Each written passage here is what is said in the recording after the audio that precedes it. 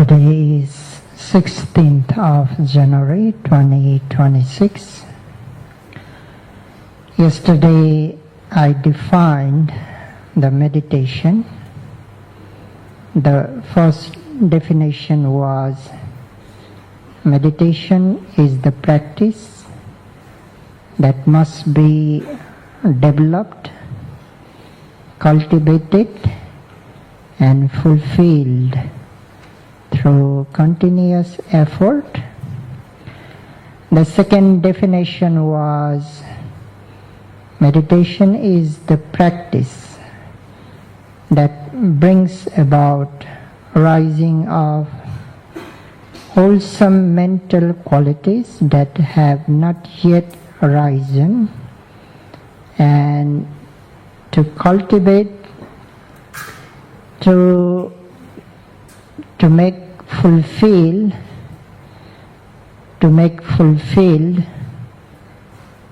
the wholesome mental qualities. And then I explained two types of illnesses: physical illness and mental illness.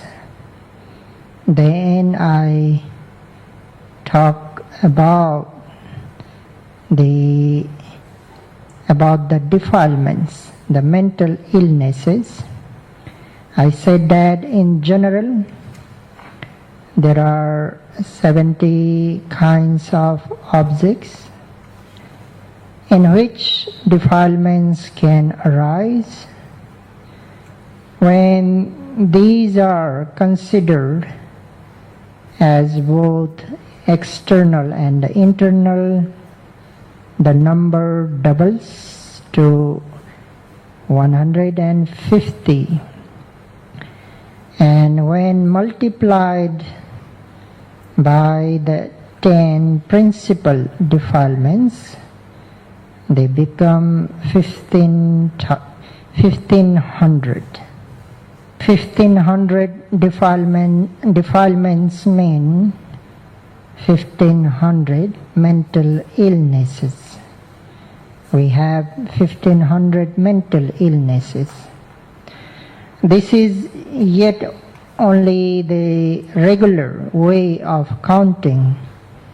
In fact, there are many other ways of multiplication by time, by condition, by intensity, through which defilements become practically innumerable. This means there are countless illnesses in our mind. And this is why our mind is so weak, fragile, vulnerable for stress, anxiety, irritation, frustration, agitation, and for mental sufferings. When we suffer from a single physical illness, the body becomes weak and not normal functioning. It does not function normally. Our body is damaged and we suffer. Bodily we suffer. So needless to say, the suffering increases when there is more than one disease. Similarly, when we are affected by even one mental illness or defilement, the mind loses its balance, its clarity, stability and strength. When multiple mental illnesses are present, the mind becomes increasingly weak, fragile and vulnerable, causing greater suffering. Again, just as a physical illness becomes more harmful, the longer it is neglected. Mental illnesses also grow stronger and more deeply rooted when they are ignored. Over time, these mental illnesses or defilements affect our thoughts, emotions, speech and actions. So, therefore, it is urgent and essential to prevent and cure or heal the mental defilement or mental illness. Then how should we deal with the mental illness? In the field of health, there is a well-known saying, prevention is better than cure. This principle applies equally to mental illness. By cultivating mindfulness, concentration and wisdom, we can prevent defilements from arising in the first place. When prevention is practiced, the mind remains resilient, calm and clear. But before speaking about the development of mindfulness, concentration and wisdom, it is essential to speak about sila, moral discipline. Because sila is the very foundation of the path. Without sila, mindfulness, concentration and wisdom cannot be properly developed. Sila, moral discipline, is likened to the foundation of a building. Just as a building cannot stand firm without a strong and stable foundation. No matter how beautiful or well designed it may be, so too the higher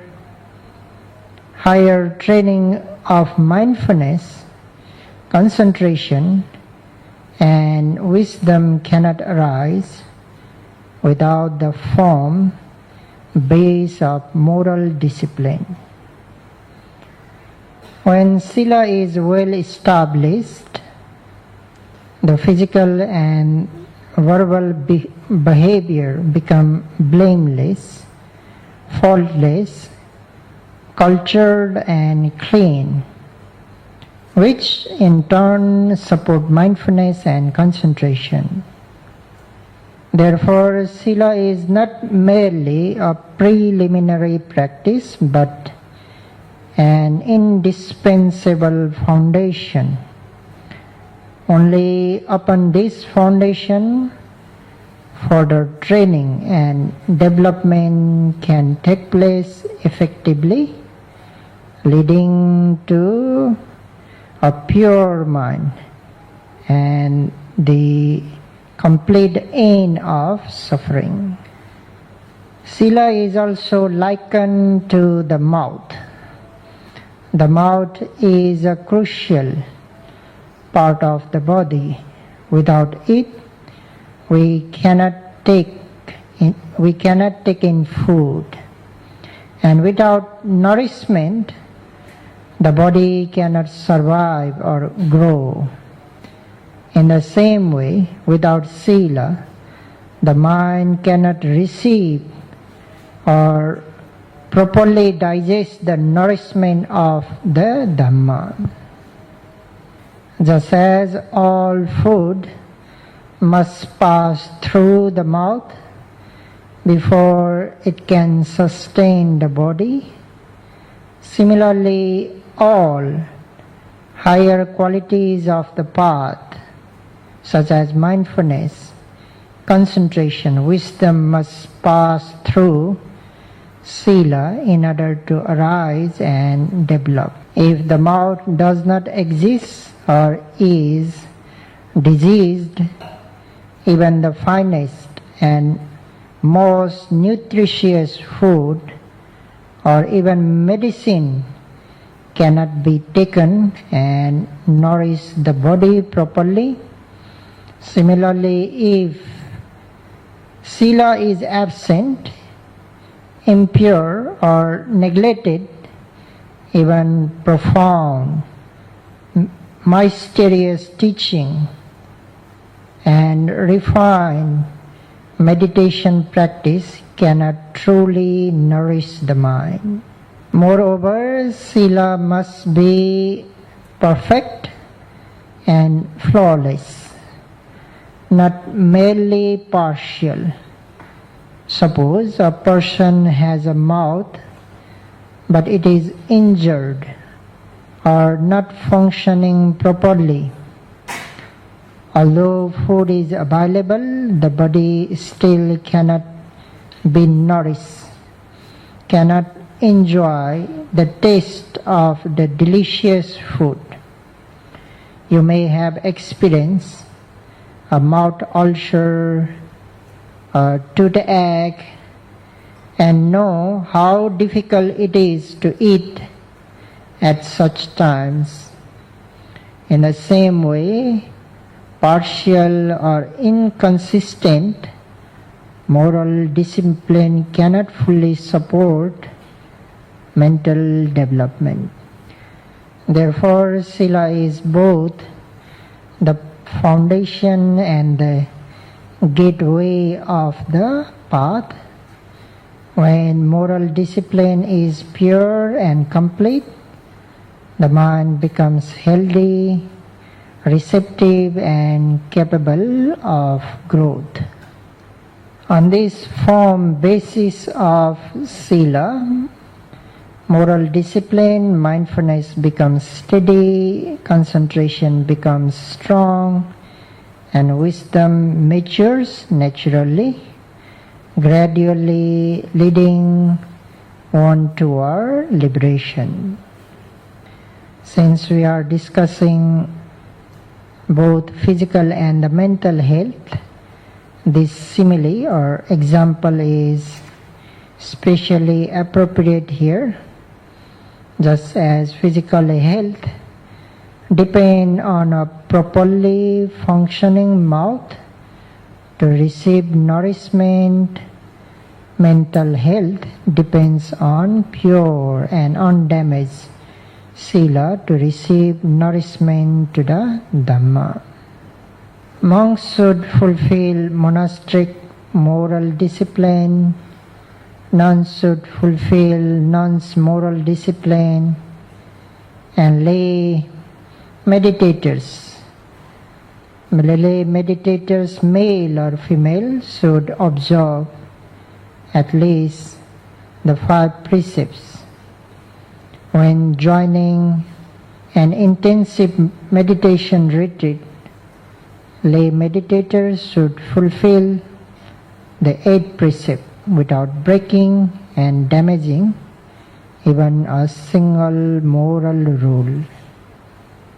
After being well established in moral discipline, we should move forward and make further commitment to prevent mental illness. Sila can suppress defilements that appear through body and speech, but it cannot deal with obsessive defilements. Obsessive defilements do not express themselves through bodily and verbal actions. Instead, they keep boiling within the mind. Even when the body and speech are not insulting, abusive, tormenting, or deceptive, the mind may still engage in such unwholesome activities. These are called obsessive defilements, and to suppress them, the great willingness, mental effort, mindfulness and concentrations are required. Meditators should have strong zeal, willingness and desire to be free from mental defilements or illnesses. If you do not have a strong willpower, you will not work hard. You will make little effort and become reluctant and sluggish. Moreover, you may become careless, casual, and disrespectful in your practice, which cannot lead to the path of freedom. If you have a strong willpower, you make continuous effort, practice diligently with respect, overcome obstacles and steadily practice and progress toward liberation. Today I noticed that some meditators were careless, casual, disrespectful in their practice. They did not appear serious about meditation. They walked casually, made sudden and hurried movements, looked around unnecessarily, and behaved in ways that showed a lack of mindfulness. This reflects or this shows a lack of strong willing power and negligence towards the practice of meditation and its benefits. Do not be casual, careless, or disrespectful in your practice. Such behavior is disrespectful to the Dhamma. And when the Dhamma is disrespected, the Buddha and the Sangha are also disrespected. In that way you won't make any progress. In such a way you won't make any progress. So practice diligently and respectfully. Move slowly, maintain mindfulness, and do not look around unnecessarily. It is said that the greater the willpower, the greater the effort. I repeat, the greater the willpower, the greater the effort. When willpower is strong, effort arises naturally. Diligence increases. Obstacles are faced with patience, and practice moves steadily toward freedom. That's why meditators should have a strong zeal, willingness and desire to be free from mental illnesses or mental defilements. This zeal or willingness is called chanda in Pali. This is the good chanda, good willingness that wants to be free from mental illnesses or defilements. As I just mentioned, when you have strong willingness or zeal, willpower, then you start to apply effort. You start to try hard. That is effort, and the effort is the second mental quality required to deal with mental illnesses or mental defilements. The mental effort or exertion is one of the crucial factors for preventing defilements or mental illnesses and for developing healthy mental qualities, because it performs 4 tasks. Effort performs 4 tasks, or it has 4 functions. First, it prevents unwholesome states that have not yet arisen. Second, it removes unwholesome states that have already arisen. Third, it gives rise to wholesome states that have not arisen. Fourth, it cultivates, sustains, and fulfills wholesome states that have already arisen. Simply preventing, removing or dispelling, then generating or producing, and cultivating, sustaining, and fulfilling. Before explaining these 4 tasks of the effort, I would like to explain effort itself. In practice, effort is the mental force that propels and directs the mind toward a meditative object. I repeat, the effort is the mental force that propels and drives the mind toward a meditative object. It is the mental quality that brings the observing mind and the meditation object closer together, helping the mind to sink into or plunge into or to fully engage with the meditation object. It is the mental quality that does not let the mind to fall on the surface of the mental meditation object superficially, or it does not let the mind to wobble on the meditative object. It does not let the mind to skim over the meditative object. It is also the mental force or the mental quality helps the mind get on time to capture the object without delay.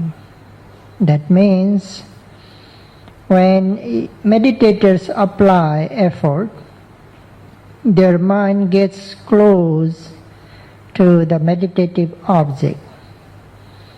Over time, gradually sinks or plunges into the meditative object. In contrast, when meditators do not apply the effort, their mind does not get close to the meditative object. Their mind falls superficially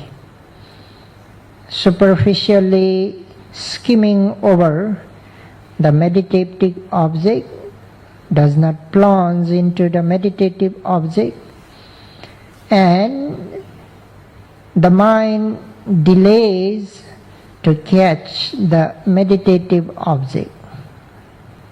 Because the meditative object meditators observe is the physical and the mental phenomena which arise and pass away in super fast manner.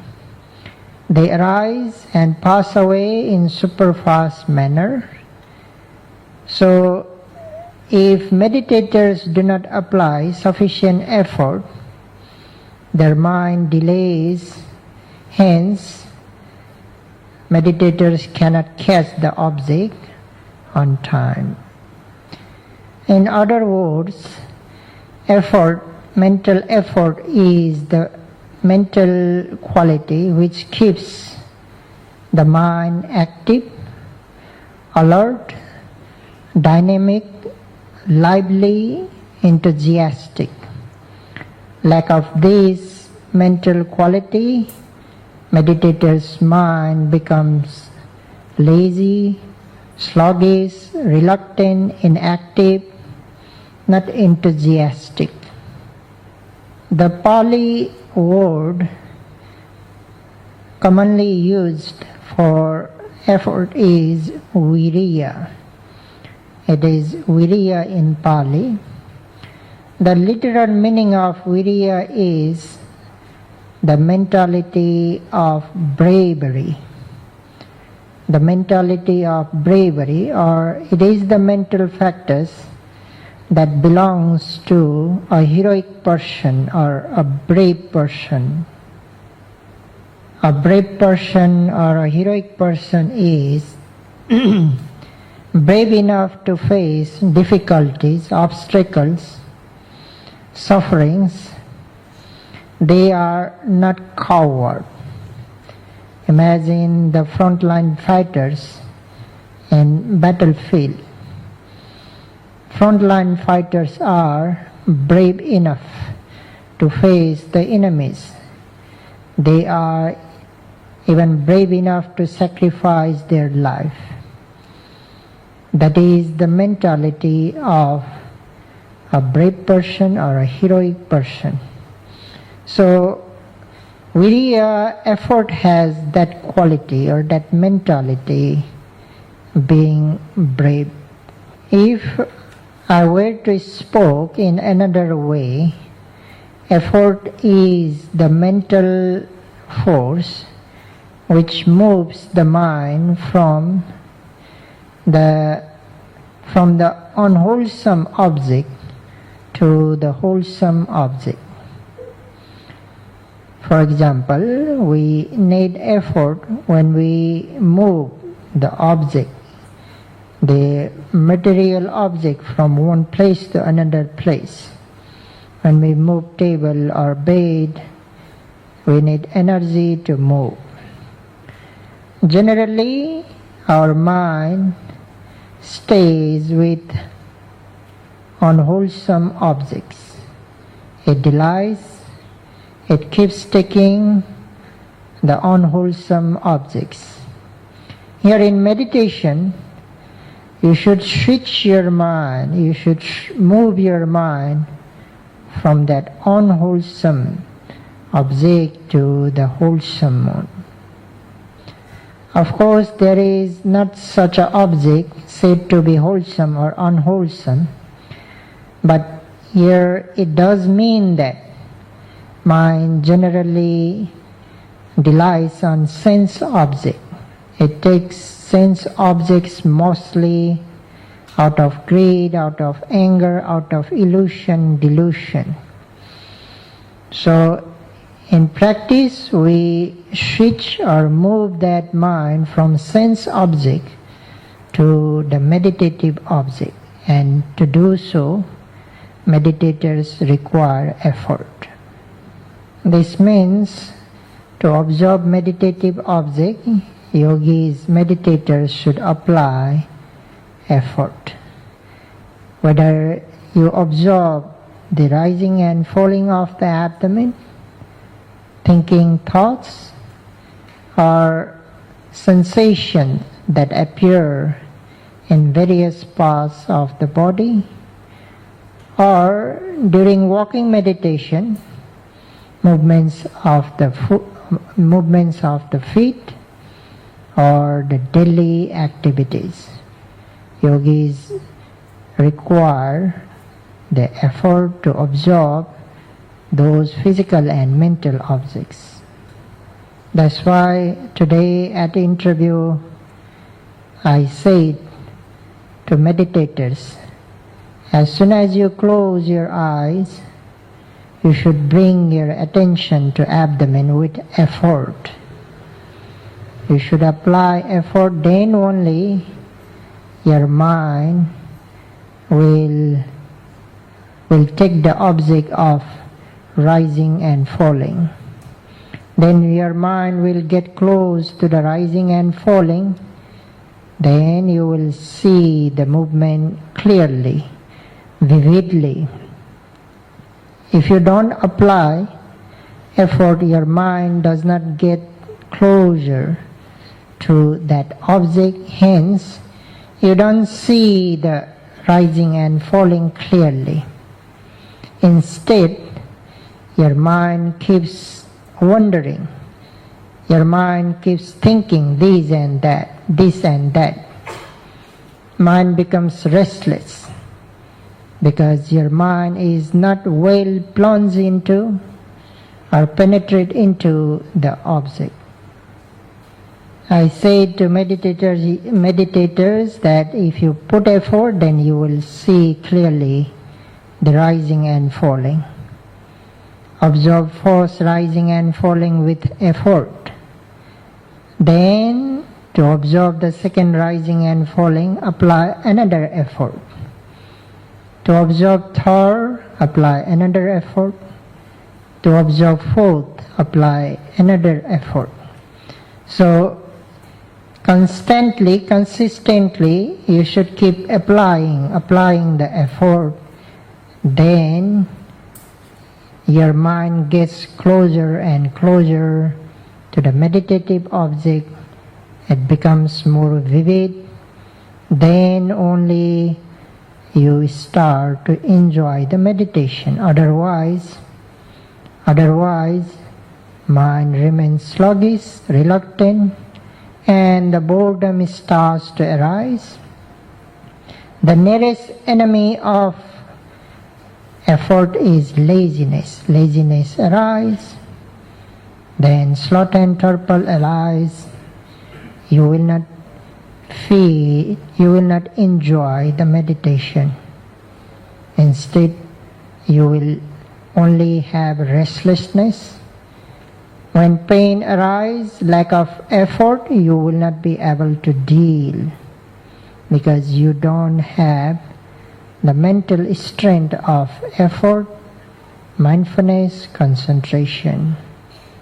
When mind wanders, to observe that wandering mind, again apply effort.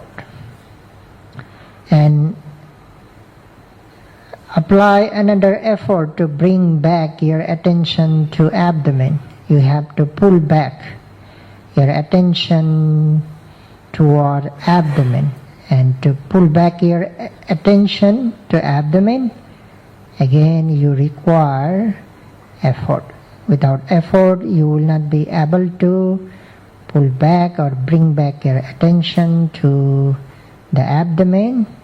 Your mind keeps wandering, continuously keeps wandering. And again, to do so, you need great willpower.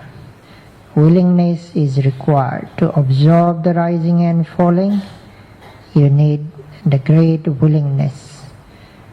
To bring back your attention to the abdomen, again you need the great willingness or the willpower. Then the effort arises.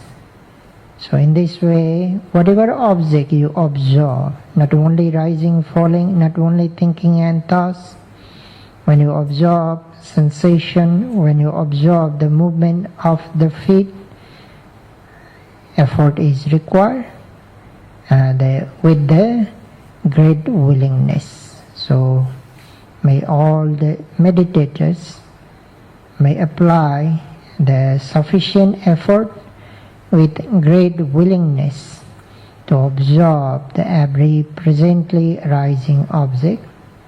By application of effort, may you be able to develop mindfulness, concentration, and the wisdom.